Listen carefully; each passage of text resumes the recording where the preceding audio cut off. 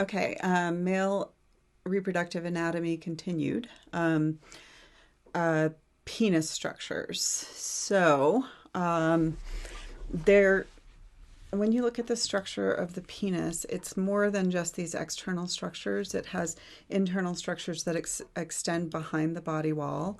So the root of the penis is the portion that is behind the body wall, and it is connected to the body of the penis, and also sometimes called the shaft of the penis.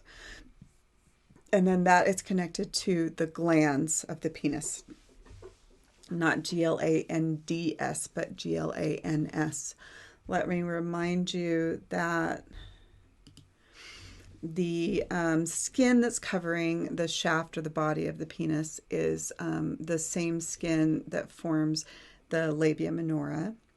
And the glands of the penis is the same basic structure as the glands of the clitoris.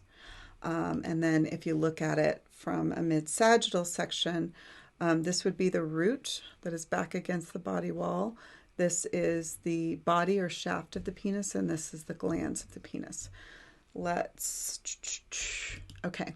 So surrounding the glands of the penis is a prepuce, and the prepuce is also called the foreskin. Now, in the United States, still slightly more than 50% of little boys are circumcised. And this has gotten to be a relatively controversial practice, but I'll go ahead and tell you the basics of it. We can talk about this in class if you'd like to as well. Still around 60% of U.S. males are circumcised. It has different frequencies in different cultures and different populations, so it's not like equally frequent. And FYI, it's not as common worldwide as it is in the United States. Historically, we used to think that it was medically necessary for hygiene of the penis and to reduce the likelihood of certain negative outcomes with the penis. Figured out that that's probably rarely true. So it is not medically necessary to circumcise a penis. And the glands of the penis has a tremendous number of nerve endings, about the same as the glands of the clitoris. Even though it's larger, it's got around 8,000 nerve endings. And keeping the nerve endings covered, except for when a male is aroused, may actually retain sensitivity for when that male becomes sexually active. Now, there are questions marks that are put here. What happens between the prepuce and the glands of the penis when a male is intact or uncircumcised is there is secretions that go on with the tissue there. And the secretions can become waxy and they can build up if the male isn't taking care of his hygiene. So you actually have to clean between the prepuce and the glands. And those secretions are called smegma. If those build up, it can increase the likelihood of urinary tract infections and increase the likelihood of STDs. And there may even be a slight increase in penile cancer. However, a lot of that has to do with hygiene practices and not with the fact that the penis was intact. So you can teach a little boy how to have good hygiene regardless. Now, when this is done, it's usually very quickly after a baby boy is born. In this country, sometimes it's done with only local anesthetic, sometimes it's done with no anesthetic, sometimes it's done with a compression mechanism, and sometimes it's actually removed surgically. FYI, the American Association of Pediatrics no longer recommends circumcision, and some insurance carriers no longer cover circumcision. And this is an interesting discussion to get into with anyone that you probably want to argue with. Okay, so let's look at the internal anatomy of the penis. If you look at the internal anatomy of the penis and you do a cross-section of the penis, you can see that there are some specialized blood vessels within the penis.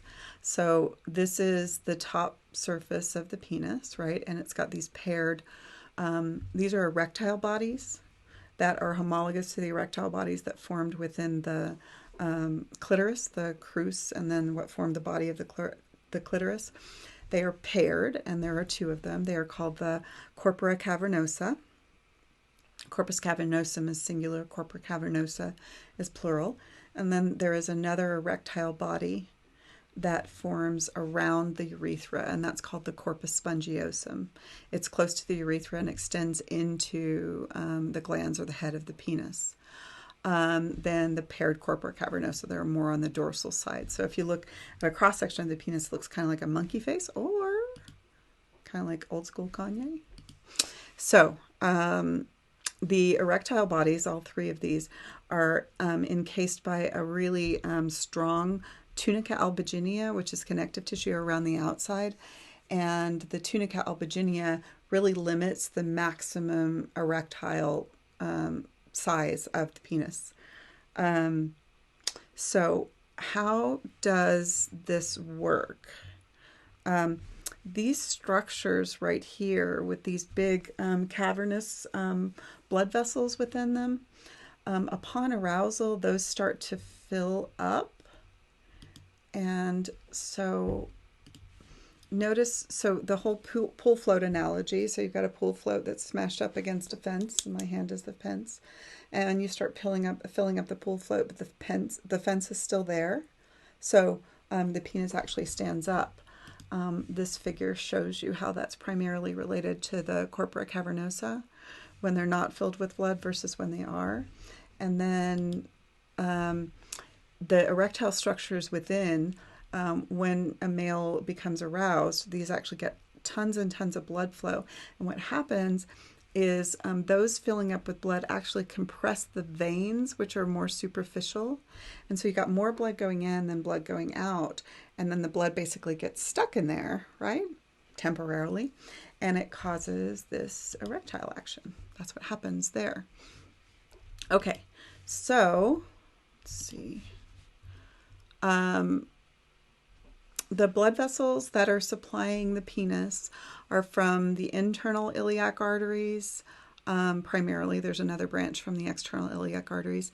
And the nerves come from the pudendal nerve. There's lots and lots of sensory innervation, obviously, to both the penis and the clitoris. And those nerves run near the dorsal midline of the penis. Okay, and we'll talk a little bit more about erections in the last section.